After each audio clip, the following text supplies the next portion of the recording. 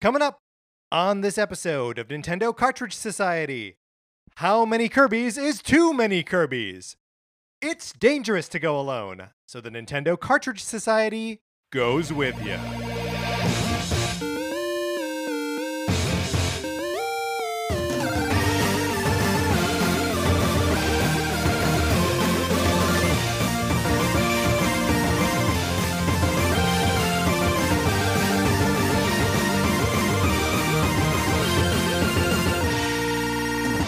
Welcome to Nintendo Cartridge Society. My name is Patrick Ellers, and I am joined, as I am always joined by my co-host, Mark Mitchell. We've got a good show for you today. We are going to be talking about the news from the week, including a new Kirby game and some not really announcements that came out of TGS. And then on Thursday, Mario Month continues with the ABCs of Mario Part 2. But in the meantime, Mark, how you doing? I'm doing really good.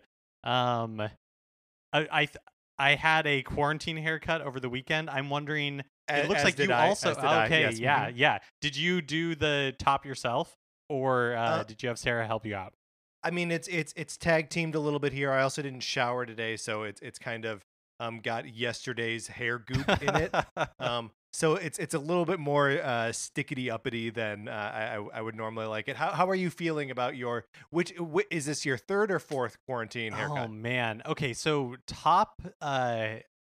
I have been doing them at different times. So my husband Great. helps me with the sides, and then Yes. after 2 weeks or so after that, I'm like, oh, I should really cut the top. So I cut the top. I think it's the third time I've cut the top, and maybe the fourth time that he's helped me with the sides. Yeah. Yeah, I'm increasingly in a space where I'm like, I don't know, let's just cut it. Like, and Sarah's getting more comfortable with like doing it, and I'm like less precious about like what my hair looks like. Yeah. So it's just like it's a freewheeling bacchanal. We both have a drink while it happens. Like it's fine. I feel No really one cares bad anymore. I feel really bad because my husband does a really good job on the sides. Like he can blend it really well. And I can't return the favor. I try. Oh, how Yeah. I try. But it's just not the same. But he's a good sport. He smiles through it. Because what are you going to do? Yeah, well, I mean, indeed, what are you going to do? Mark, speaking of what are you going to do, I have an important update regarding the Sonic Forces borrowing program that we need to get to. Sonic Forces borrowing program, of course, is my copy of Sonic Forces for the Nintendo Switch, can be borrowed by you. All you have to do is get on a list and email us at Nintendo Cartridge Society at gmail.com and give us a mailing address. I send it to you. We send it back. The last time I sent it out in just a regular old envelope with 2 stamps on it, and drop the game card in there, drop like the instruction booklet, just like the ephemera that like goes along with it. And today the envelope came back. I got the Sonic Forces back, mostly. So in the envelope, which I am now showing to Mark. Here's the envelope. There is the Sonic Forces Chain of Custody sheet that's been filled out by the new borrower. The original sheets of stickers for the Joy-Con, the original like download code thing. No game card. So, if you will please inspect the envelope here, you will see that there is a rip Oh no. by the stamps. I believe what happened is that this was fed through an automatic postage thing to determine where it was coming from and if there was enough postage on it, and that it forced the game card out through this rip in the envelope, and now it is stuck somewhere between Montana and here. So I don't know what this means, Mark. We don't have a... And look, the previous borrower, I do not hold you responsible for this at all. This is part of what happens with the Sonic Forces borrowing program. Or maybe it's part of the things that did happen. Is this the end of the program? This is my question. Mark, what do we do here? One, I knew this did not have a happy ending because otherwise you wouldn't have sprung it on me unannounced with no warning at all. I wanted to hash it out on Mike. I don't know what we do. It's such because the show existed before. It doesn't seem like it to listeners, I'm sure, but the show did exist before the Sonic Forces borrowing program did. So it is possible, we know, for the show to continue without the Sonic Forces borrowing program. I think we're gonna have to sleep on this one. I don't think we can make any hasty decisions. I think that's right. If listeners have suggestions of something that we can do, either to replace the Sonic Forces borrowing program or like a better version of it, please let us know. I am open to suggestions. Someone wants to put us in touch with, Sega of America, and they want to give us a bunch of free codes to send out. That would also be great. For right now, the perfect program has to go on a bit of a hiatus. Not because it's any less perfect, but just because the game itself didn't make it back to me. So I will put out there that you do have my physical copy of Link Between Worlds. That is true. That is true. So maybe that can be step 2 in this. Although the 3DS is a dead system, Mark. So get with the times. Oh man, this I think we both knew that this day would come, but we didn't. We're gonna have to really think about this one. So I love your idea of getting feedback from listeners because they're a lot smarter than we are. Yeah, we need some help here. So come to our rescue here, guys. Here's another way you can come to our rescue.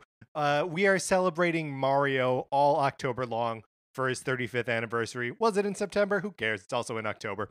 The whole month is Mario themed. For every Thursday episode, every topic episode, we are closing out the month with our Mario memories. I've got memories, Mark's got memories, and we are collecting them from you. So please write in to Nintendo Cartridge Society at gmail.com and give us your best Mario memories. And best could that in any direction. Best as in most bad or as in most good. Either way works. Thank you to Blake and to Lizzie and to everyone else who has submitted in previous weeks. We have got a good stockpile of them now. I want more. I am greedy. I am insatiable. I will never get enough Mario memories from you guys. So send them in however you can. And they can be whatever, right?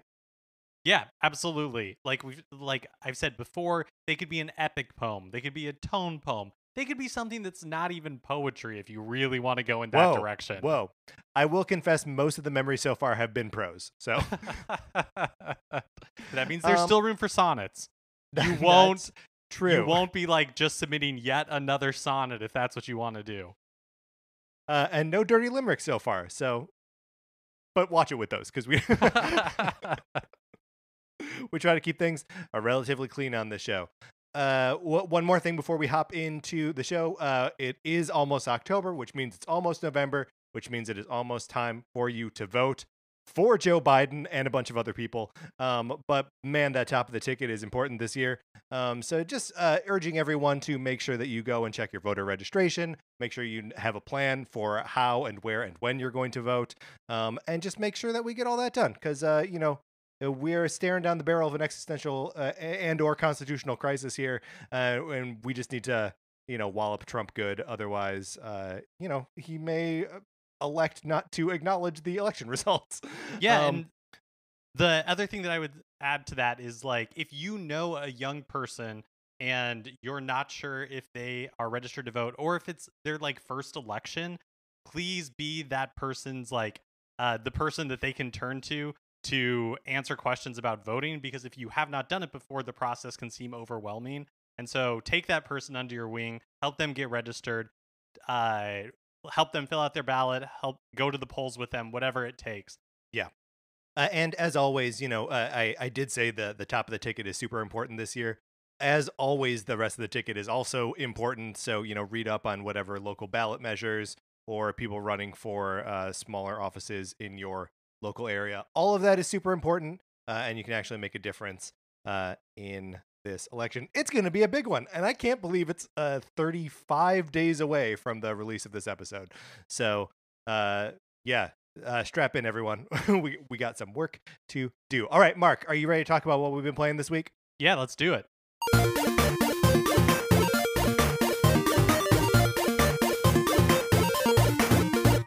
Okay, so I'm still working on Mario 64. I'm about 50 stars in. I took your advice from last week, which is just like, don't try to control the camera. Just let the camera do what it's going to do. And it mostly works, like the camera in that game in general. If your hand's off, it'll mostly do what you need it to do, not what you want it to do. Right. But I'm still like I can only do 1 or 2 stars at a time. I am just really frustrated by the way Mario runs or like controls.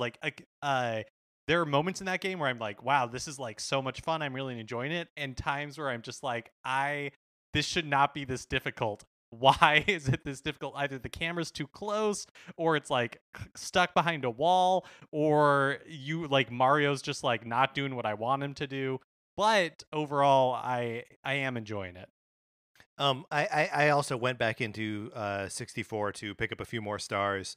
When last I was playing, I think I capped off at like 82, 83 stars, something like that. And I remembered something that I used to do with that game when I was a kid, which was, and when I say kid, I mean like 14. Um, uh, you can go into like in the pause menu, you can change the what happens when you push the R button from the camera going behind Mario to the camera just not moving at all. So you can hold R to have a completely stationary camera. Oh. And then you can like run all the way over to like the other side of the world. And it makes for a really funny, like, Mario so far away. Because like the resolution is higher on this than it was on your old CRT TV, it's sort of functional that like Mario can get pretty far away and the camera is still just like, he's like a tiny little dot on the screen, but it's a big screen. So like, it sort of works. But Mark, honestly, I have had a hard time not playing Hades whenever I sit down in front of my Switch. I'm sorry if you had more to say about Mario, but I am ready to. Hades. Look, when I talked about it last week, I'd just gotten started. I'd maybe done like 3 or 4 runs, 3 or 4 attempts at making my way through that game. And so I don't really know if like we talked about truly like what it is or why its approach to like roguelike storytelling is so unique. But just the game in general. So this is the Supergiant game. It's an overhead kind of brawler where you're picking different weapons and battling your way out of hell. And every time you die, you appear back in like this pit, this blood pit in front of Hades himself, and he's like, "Oh, back again." And then like you kind of talk to everyone and like kind of keep going. But that back again thing, like everyone has a persistent memory of you dying and your attempts. So you will notice in conversations with NPCs that they will be reacting to how you performed the last time you like went through. So there's Meg, who's one of the Furies, who she like is a regular at the bar that's at sort of like the home base, and so like she'll sort of she'll talk with you and like make fun of you, and then like when you get to her position later, like maybe she won't be there, it'll be like a different Fury, and then you gotta like check with her and be like, Meg, where were you last time you were supposed to fight me? And it just like it's got all of these compounding little everything is so persistent and everyone is so aware of every choice you make in every run through that game. It's just the perfect like little icing on top of this action delight that is just so addictive and that I really really love. I love Hades. It's a great game. That's awesome. It sounds really cool. It's super fun and all the characters are really well designed. It feels a lot like if Karen Gillan and Jamie McKelvey, the like remember the guys that were on like Young Avengers for a while, or did the Phonogram series, comic series, that it looks and feels like that, where it's just like, here's a cool hot version of like Greek gods escaping from hell, and it's just like yes. Does your progress reset every time you die? Like, is it like, do you lose your items that aren't in storage? Like, is it that sort of thing? So mostly there are a few things that you are collecting that are persistent between runs, that you can use to like level up specific abilities. But for the most part, every chamber that you clear gives you access to either the sort of currency for those permanent upgrades or something for that specific run. And it's like blessings from individual gods. So like while you're going, you pop out into the first chamber, and there's like an orb with some god's insignia on it. That can be like Zeus or Poseidon or Ares or Dionysus or a bunch of different ones. And you pick it up, and then you can select from 3 different blessings that they can bestow upon you. And so you start to like learn which are your favorites, and you're like, oh man, I love having a dash that has deflect on it, or I love having a long range attack that has that inflicts hangover on your opponents. And so you sort of like steer yourself toward, because like you'll clear a chamber and there'll be two different ways out, and you know you can decide like, oh, do I want the currency for the permanent upgrade, or do I want that specific upgrade for this run through? And so there's so many like interesting choices to make between this really fun, hectic, like dashing around. If for me, it's the perfect mix of persistent and new each time. That like every time I sit down to play it, I'm like, I'm gonna do one run or one or two runs, and then you know an hour and a half, 2 hours have gone by, and I've done like 5 or 6, and I had fun the whole time. That's awesome. And then I know you've also been playing Super Mario Picross, which showed up on the SNES Switch Online. I didn't have a chance to check it out this weekend, so I'm dying for you to tell me about it. So it's it's Picross. It's very fun. And the menus are all in Japanese, so I don't know exactly what I'm doing. The first time that I played like one of the Mario Picross levels, it was, you know, there's a menu that pops up right away, and I didn't know. I accidentally elected into like show me all the hints. And so from then on I was like, aha, no hints. But after beating the first world of Mario puzzles, a set of Wario puzzles popped up, which are faster and weirder. And like it's you know, all of the Mario ones feel very normal, and the Wario ones are just like a little strange and like ask you to do a little bit of like weird mental logic. You know, obviously it lacks some of the features of you know, modern Picross games, including like the music is okay, but you know, I've sort of grown to the music in Picross being incredible.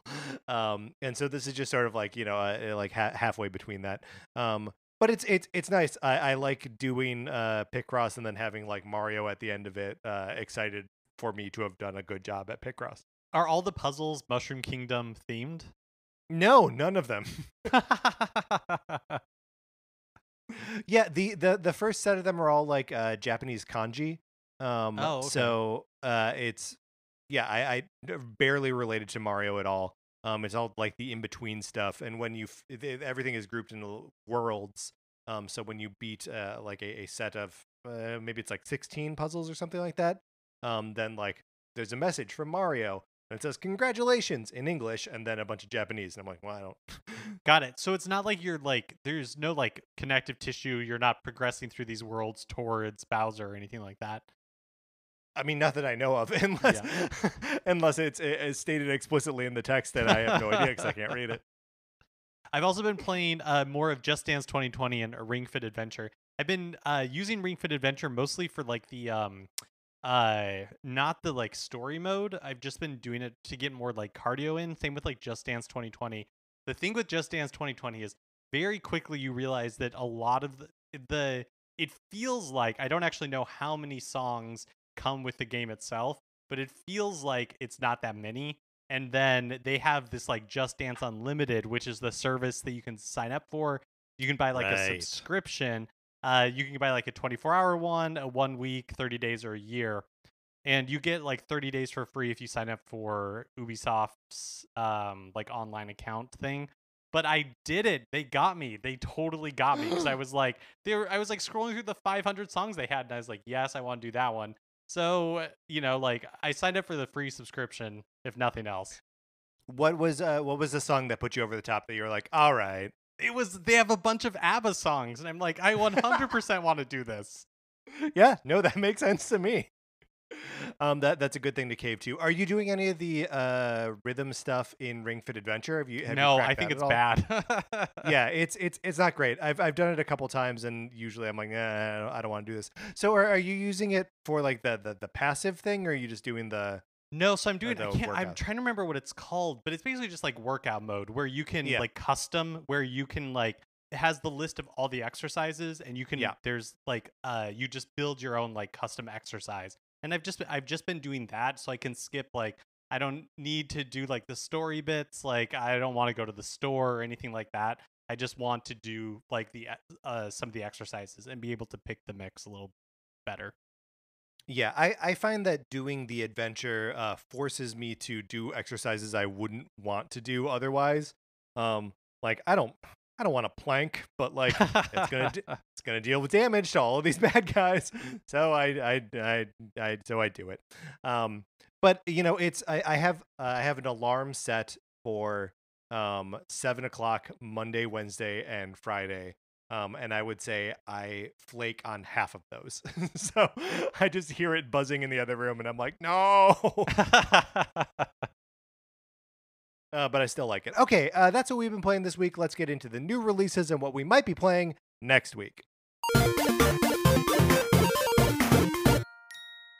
On Thursday, October 1st, Ys Origin is released for Switch. And then also we're getting that Super Mario Brothers 35 competitive Super Mario Brothers like Tetris 99 thing for Switch Online, which I am very excited for. I'm very excited for it too. I feel like we don't actually know that much about how it works or like what actual levels you play through, how long we can expect an individual round to last. Like all of it feels very. Also, how does it control? Does it feel exactly like the original Super Mario Brothers? Does it feel more like the All-Stars version of it? Does it feel more like Mario Maker? I feel like there are so many variables that are truly tiny, mostly insignificant variables that are going to change how this thing feels entirely. I'm also I'm very excited to find out. Yeah, like I'm also assuming that it's fun, but also this concept could be very not fun. Oh yeah, yes. I mean, especially if there are people who are like better at Mario than me.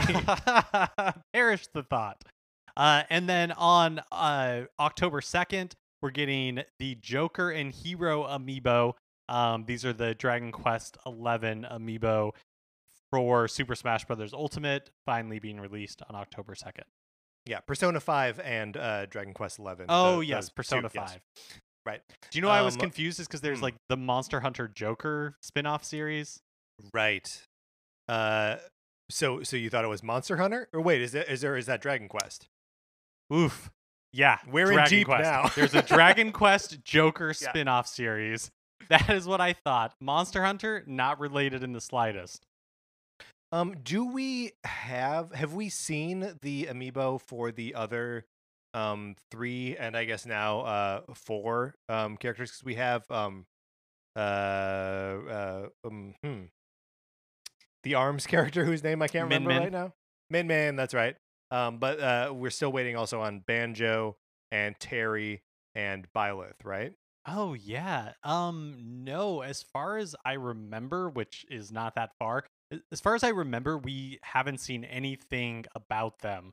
But I honestly thought the Joker and Hero amiibo were released like a long time ago. And honestly, I just said they were from Monster Hunter, so what do I know in general?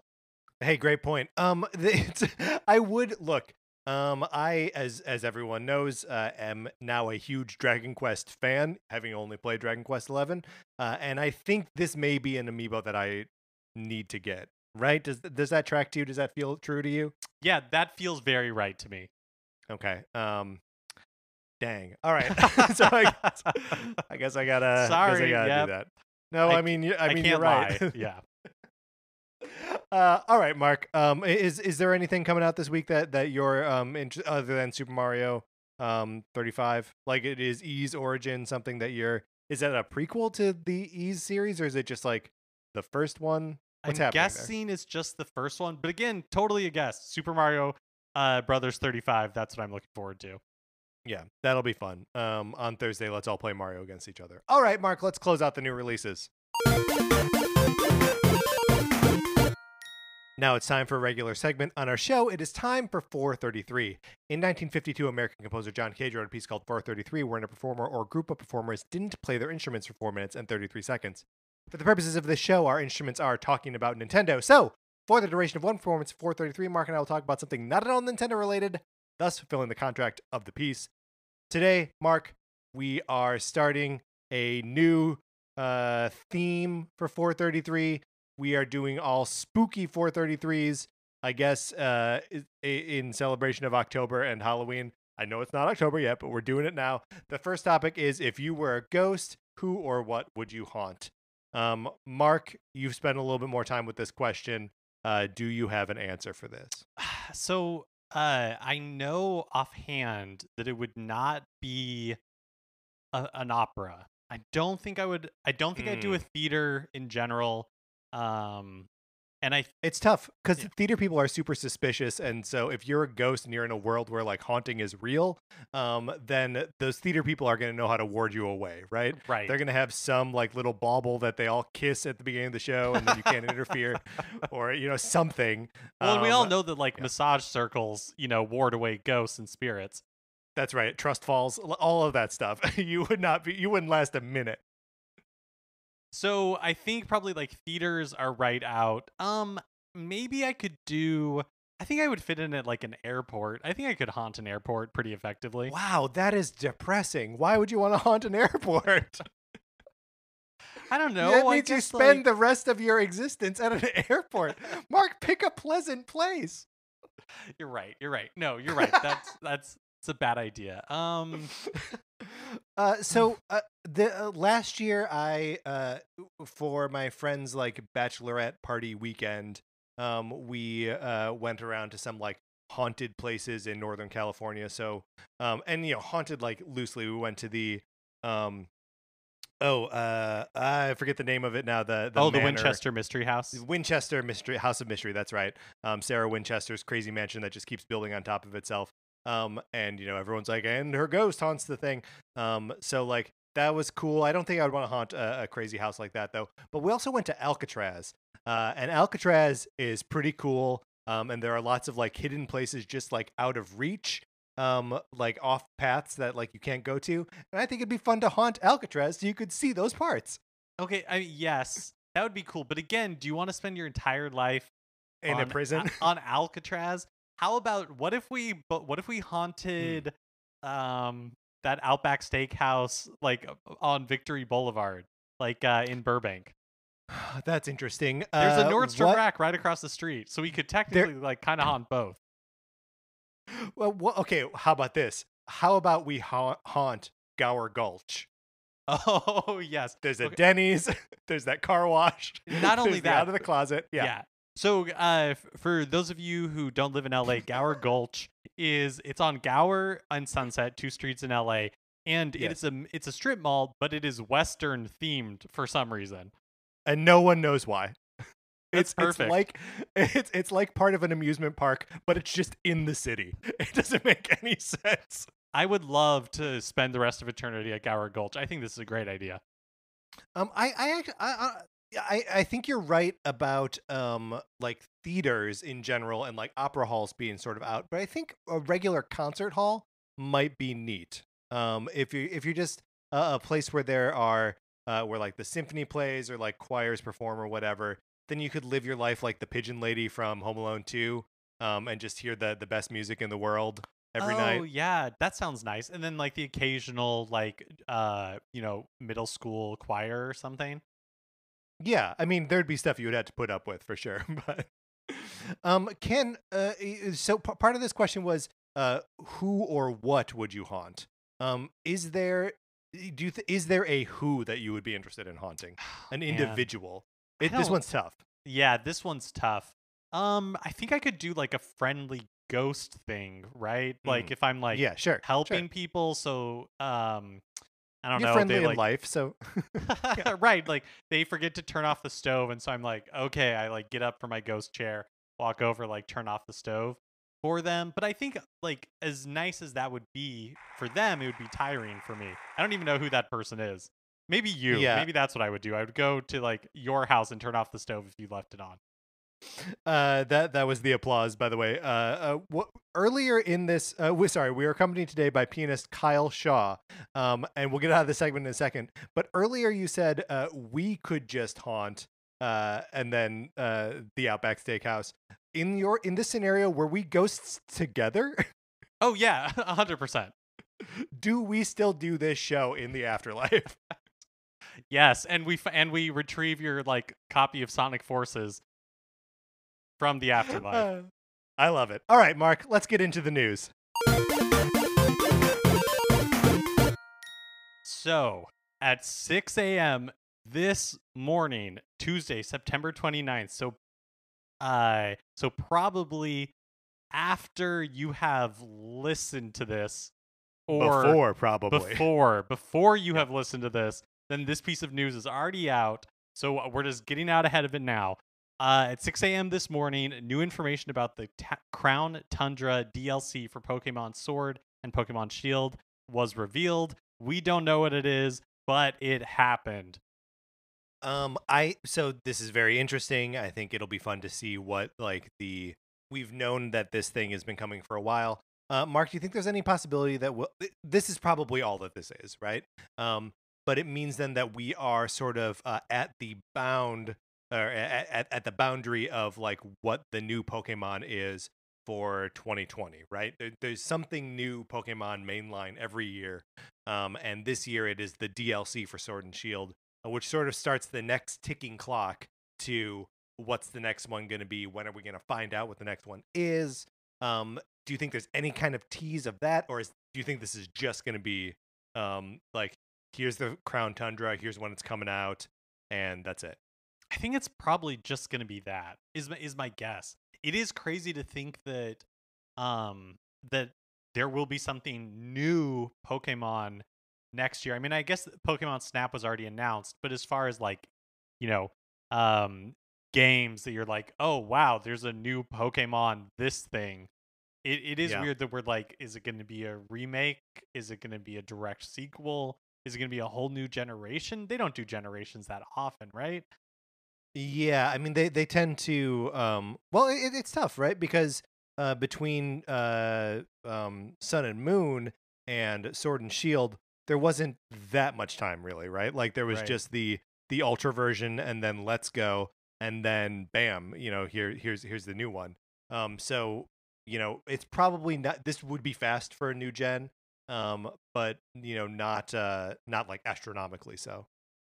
Also, with assuming that we're getting like a release date and it's not like a delay or something like that, I think that also pretty much puts a pin in Nintendo's 2020. I feel like the only thing that's maybe a little bit outstanding is Bravely Default 2 is the only thing that I can remember that's like had an announced 2020 date and we just haven't heard an update on for a while.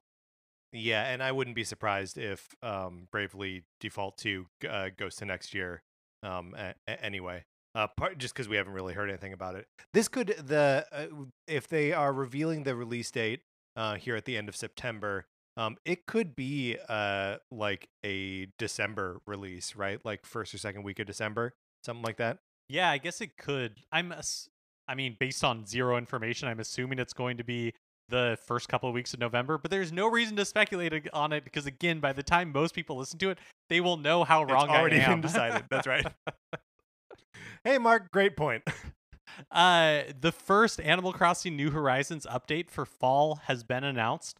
The free update arrives on Wednesday, September 30th, and includes pumpkin starters that you'll be able to buy from Nook's Cranny in the month of October. I guess they're already available from Leaf year-round, but they'll now be more readily available in Nook's Cranny. That's interesting. I don't think I've seen them from Leaf, but Sarah and I realized we went all week last week without checking in on our Animal Crossing friends, so we're obviously falling off of it a little bit. You'll also be able to purchase costumes from the Able sisters. The thing, I'm not clear if this is different or new content than what already you can, because you can already kind of buy costumes at the Able sisters depending on what they have in stock, but I'm wondering if there's going to be new costumes or things that are very like specifically fall themed. Yeah. You can also exchange Nook Miles for body paint and colored eye contacts, which again, is this new or just can you already change that kind of stuff? No, I mean, you can already change that eye color and skin tone, but within the normal realm of eye colors and skin tones. Mm-hmm. The body paint, you're going to be able to put green on your face or blue or whatever. Right. And the contacts can be red or, purple or whatever. Gotcha. There also is going to be a bounty of Halloween do-it-yourself projects and a Halloween night celebration on October 31st, starting at 5 p.m. You'll have a visit from Jack, the Czar of Halloween, which makes me laugh a lot because I, think of Jack Skellington from The Nightmare Before Christmas. Absolutely. Why is this guy going for the title Czar of Halloween?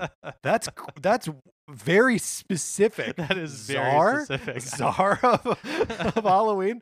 Be the Pumpkin King. That's fine. We like that. Also, if you give Jack the Czar of Halloween, if you give him like lollipops and candy, you'll get in-game rewards from that. You can also give candy to neighbors, quote, or you might get pranked. And then neighbors, of course, will be in costume too. That's the part I'm most excited for. This is what makes it feel like, a Halloween episode of The Simpsons or Community or something, where you're like, I just want to see what everyone is dressed up as. Yeah. Yes. Totally. There's just as a quick aside, it's Sarah's birthday is today, and so she had her Animal Crossing birthday party, because that's the only kind of birthday party you can really have now. It's so cute and fun whenever the characters in the game like do something ostensibly for you, even though like they're just running their program. They're just ones and zeros firing off a pleasing display of lights and sounds. But it sure feels like Cookie is throwing you a birthday party, and Roscoe and Fauna showed up and dressed up nice and danced around for you. Like that's a great feeling. And so I'm looking forward to seeing what I know how this is going to sound. It's going to sound stupid, but I'm excited to see what they choose to dress up as. How the game expresses their personalities through the costumes they wear. I'm very excited. There will also be new spooky reactions that you can learn. And then additionally, there's going to be a couple of updates that aren't like specifically related to fall. For Dreams, the new functionality that was added this summer, I believe, they're adding a list so you can easily revisit dreams that you had previously gone to. And then there's also going to be an update for the Nook Link app, which exists as part of the Nintendo Switch Online app on your phone. That'll be released in early October, and the big feature that they're touting in this is that you'll be able to use it to perform reactions in the game, which I think is great. Like one of the things that the Nook Link app is really handy for is when you're at somebody else's island, it's so much faster to chat using the Nook Link app, and so being able to do reactions on there makes a ton of sense. Yeah, no, and I love that too. Even just like running around the island, I like to throw out a lot of reacts to the, because like when you're talking to the other characters, especially if they're like telling you a story or something, they're reacting to every line, and I'm like, I can't keep up. I want to be able to do that too, and if the phone allows you to do that, all the better. I like that they are still adding features to this thing. It seems like they're doing it slowly, and they're doing it in a very like Nintendo prioritized kind of way, where I'm like, I don't know why this is the next improvement you decided to make, but okay. I would love for them to add a lot more functionality to the phone app, because I think there's a lot of room for it to improve. They also teased the next update, which will be coming in late November, and it looks like it's going to be holiday themed, which makes sense, but something to look forward to. Mm-hmm.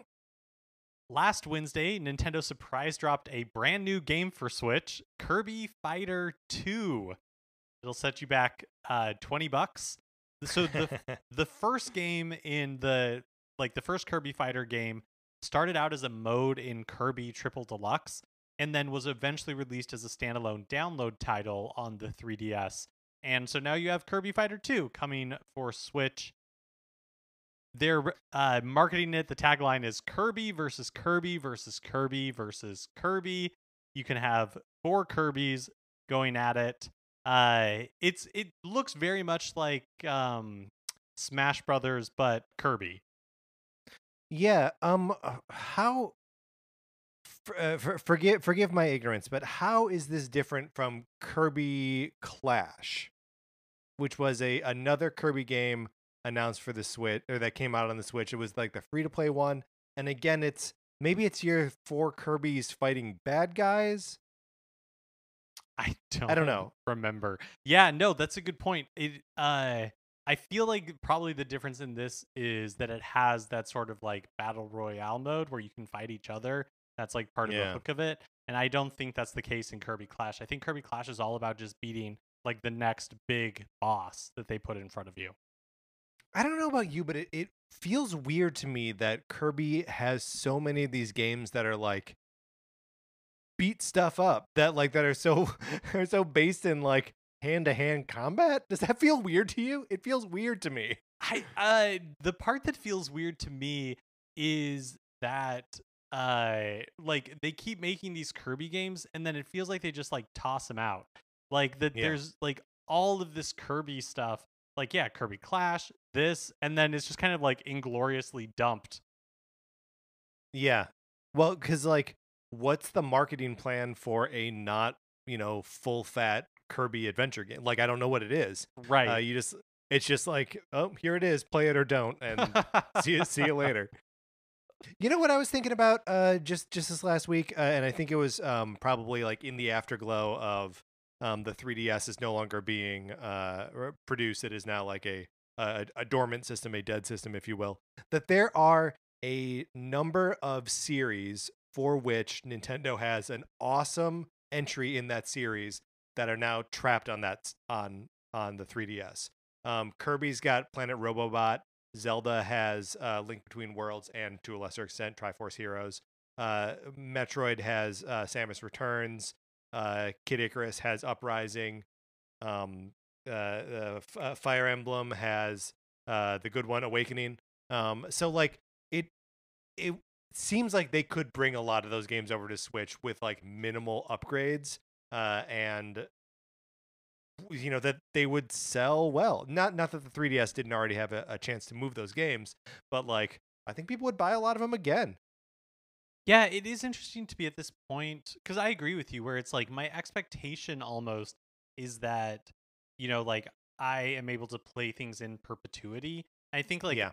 like maybe it's streaming, like, the Netflix model just makes it seem like that should be a possibility, but that I guess I don't know that that's really realistic. I think what I'm hopeful about is that like generally Nintendo is really good about eventually re-releasing stuff, making it available in some form in the future, as long as you're not the Virtual Boy.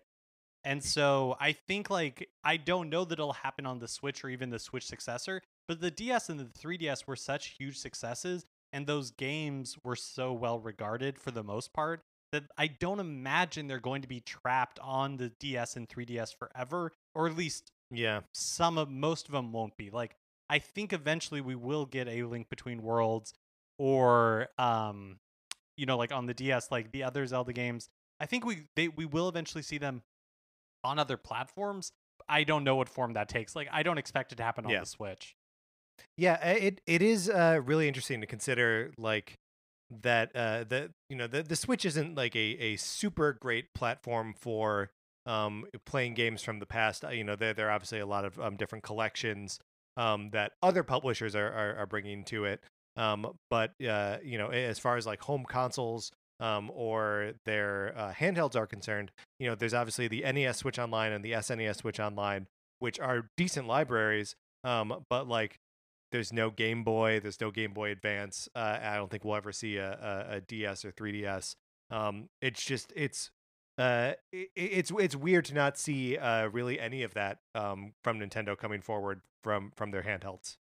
Yeah, and it's a little, we've talked about before, it's a little bit disappointing. I would love to see like Game Boy games or Game Boy Advance games be on there. But the fact that some of them were available on like the previous generation, like I don't think they are gone forever. I think it might just be 25 years until we get a Nintendo DS Classic Edition. You know what I mean?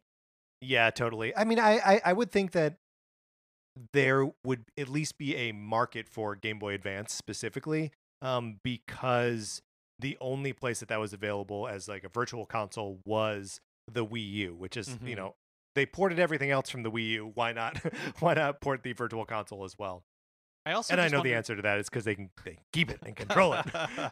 I also wonder just from like a game preservation standpoint, like I'm sure you can run DS games on an emulator, but what is that experience? What is that screen like Totally. experience like? Yeah. Yeah. And yeah, I mean, I think that that's probably one of the biggest holdups is that like, yeah, a lot of those games really required that second screen.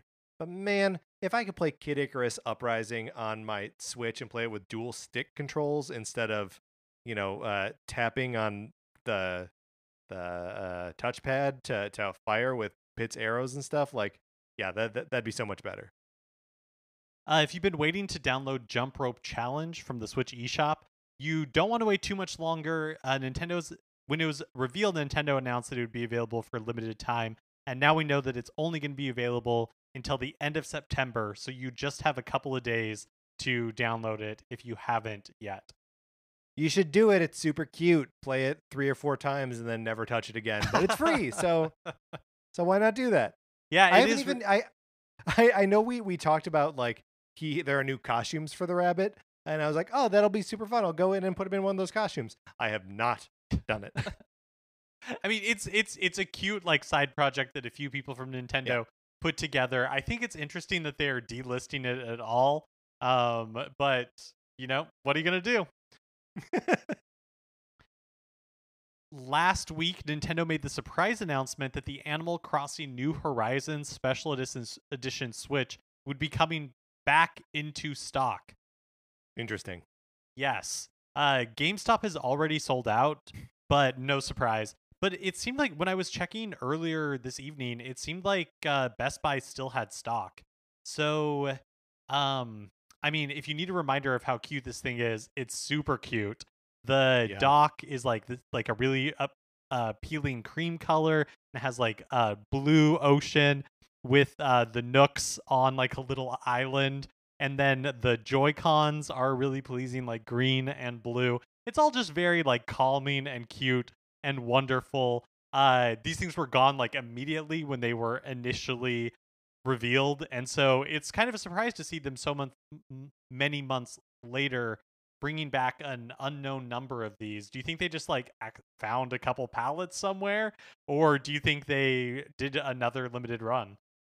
I mean, I think they were like, hey, you know what the second best selling game on the platform is, and it's only been out for a couple months, is Animal Crossing. We can sell Animal Crossing machines. I know there are people in my life who are not really game people who picked up a Switch so they could play Animal Crossing. And now they're trying to figure out what to do in a post Animal Crossing world. Not that Animal Crossing doesn't exist anymore, but it doesn't exist in the same way. So I think that they're just trying to meet a specific market demand, which is the demand for an Animal Crossing machine. Man, those Joy-Cons are awesome. They're so cool. I'm sorry to cut you off to go back to that, but it's such a pleasing like toothpaste color. They're just wonderful. I love them. I love them. I wish you could buy them separately. Well, oh yeah, and I love that the little Joy-Con straps are that same sort of cream color instead of the usual black. It's great. They're killing it with these like limited edition Switches. Did you see the Fortnite one that I think is only available in Europe? Like like, I don't care that much about Fortnite, but it's a good looking system. The Disney Tsum Tsum one from a while back was really cute. There was a Kingdom Hearts one. I don't know why. I mean, they did a Mario one, which is really just with the bright red Joy-Cons. Yeah. For Mario Odyssey, but I'm a little surprised that they didn't do a 35th anniversary one. Because that Mario's a tempting entry point, but maybe the thinking is people who are buying the Switch for Mario have already done it. So yeah, but it's they do a good job when they do these. We got a tiny bit of new information about Hyrule Warriors Age of Calamity during TGS Online 2020 last week. The young Impa was officially confirmed to be in the game as a playable character. And also, if you have Breath of the Wild save data, you can obtain a trainee's wooden sword for Link in Age of Calamity. The fine print on all of this like stuff all the DLC stuff that they've announced, are all these like in-game items you can get either from having save data or from pre-ordering. They all say that they might be available for purchase later, but if you want to get it for free, you can do this sort of stuff. Got it. Mark, were you on like social media at all when young Impa was revealed? No, I wasn't. So it seemed like there was a flurry of people very excited to see young Impa, and then another corner, another pocket of the internet that was like, why does she look so different than how she looks in the game, in the original Breath of the Wild, which takes place 100 years after after the Age of Calamity.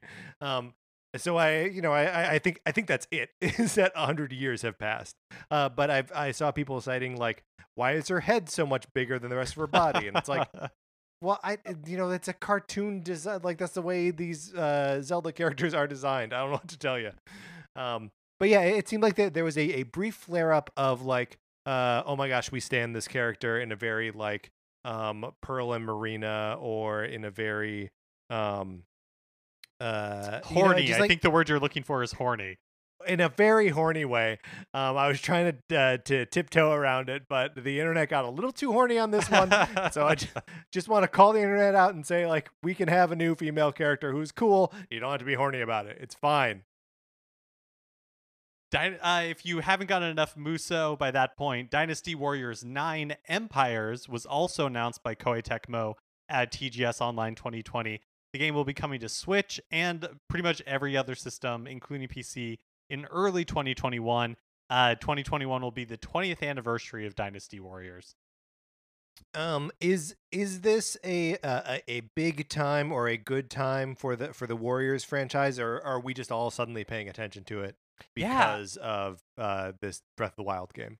Yeah, I wonder. I feel like I'm not in like the Dynasty Warriors community, but the spin-off games seem to be having the most with like Persona 5 Scramble, and then Hyrule Warriors, Age of Calamity. They seem to be getting people who aren't normally excited in that part of the video game universe like more into it. Yeah, and I mean these two games specifically, Persona 5 Scramble and Age of Calamity, it feels like they both have a lot of like the DNA of their source games in them. So like if they can pull them off and be like satisfying story experiences in addition to being satisfying Warriors experiences, this could be like a whole, and not new thing, of course, because they've been around forever, and these spin-offs, tie-ins have been around forever, but like a new level of relevance. And finally, Dr. King Boo has been added to Dr. Mario World, the mobile Dr. Mario game. So it brings up the inevitable question, where does Dr. King Boo definitively rank in our definitive ranking of Dr. Mario World doctors? So just to review, geez.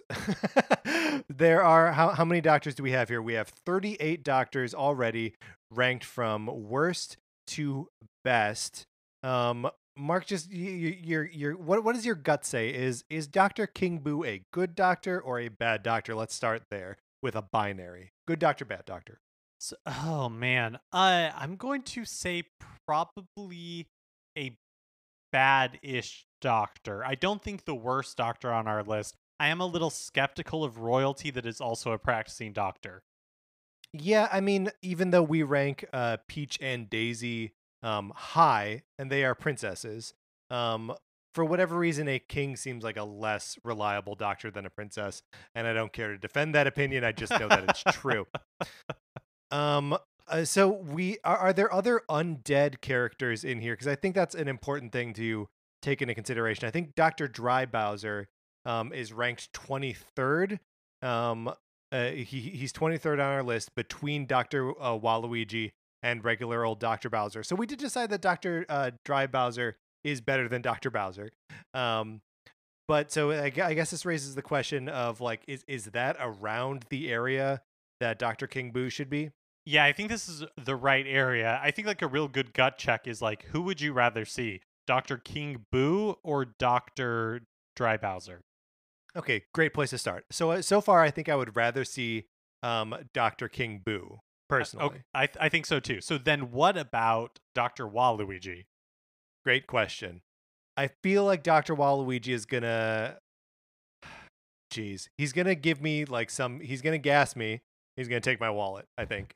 He may heal me, but he's also going to rob me. So I think I probably want to see Dr. King Boo above Dr. Waluigi, but I'm not sure. Yeah, I think you're right. Okay, so let's jumping up a little bit. Would you rather see Dr. Baby Daisy or Dr. King Boo? For me, I think I would rather I trust an adult over a baby. Yeah, I think so too. Okay, so let's keep climbing up the list a little bit. Dr. Nabbit. Would you rather see Dr. Nabbit or Dr. King Boo? I appreciate Dr. Nabbit's commitment to wearing a mask in these times. Me too. And in all times. Thank you, Dr. Nabbit. Mm-hmm. So and look, the Dr. King Boo, he can't even close his mouth. That tongue is just always out. So I think less than Dr. Nabbit, more than Dr. Baby Daisy. So I think right there at number 18. Great. So the new ranking, just sort of for the middle here. Dr. Bowser Jr. is 20, Dr. Baby Daisy is 19, and Dr. King Boo. Not to be confused with Martin Luther King Boo. I was searching for Dr. King Boo in Google, and it auto-completed to Dr. King Book, and I was like, no, I'm not trying to learn about history here. Dr. King Boo is number 18. All right, Mark, that's what we got for the news. Let's close this out.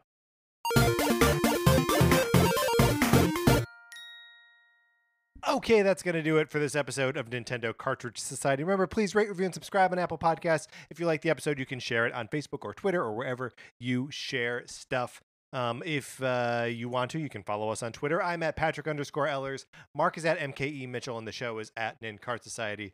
We also have a Facebook page, which is just Nintendo Cartridge Society. Olivia Duncan made our logo. Our theme music is provided by 8-Bit Betty. You can get more of his music by going to 8bitbetty.com or by listening right now. For my co-host, Mark Mitchell, this is Patrick Ellers saying happy haunting, and thanks for listening.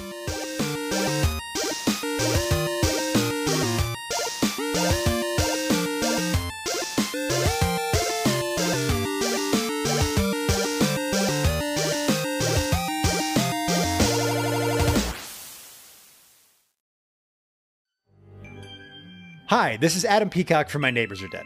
For the full month of October, My Neighbors Are Dead is going all in on the Friday the 13th series. And the best part is, we're upping our episodes to twice per week as we talk to all kinds of crazy characters from the world of Camp Crystal Lake, played by tons of amazing guests. 2 episodes per week, all month long. Join us for My Neighbors Are Dead on Apple Podcasts or wherever you get your podcasts.